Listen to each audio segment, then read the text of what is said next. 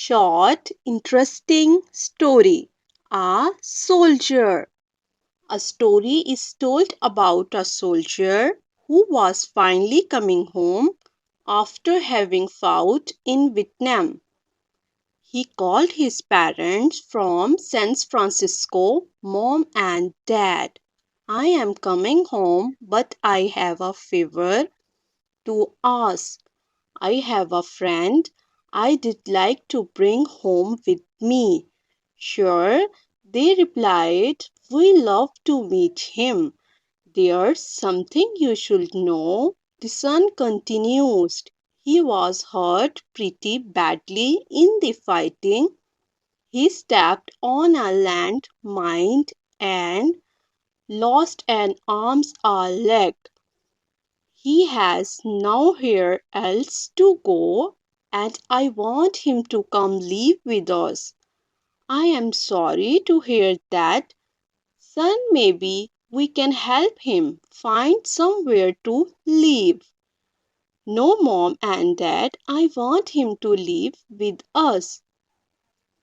Son, said the father, you did not know what you're asking. Someone with such a handicap would be a terrible burden on us.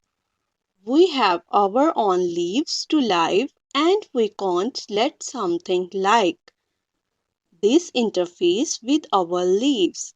I think you should just come home and forget about this guy.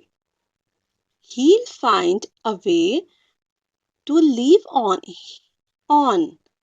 At that point, the son hung up the phone. The parents heard nothing more from him. A few days later, however, they received a call from Cisco police.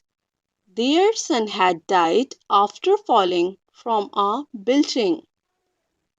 They were told the police believed it was suicide. The grief-stricken parents flew to San Francisco and were taken to the city morgue to identify the body of their son.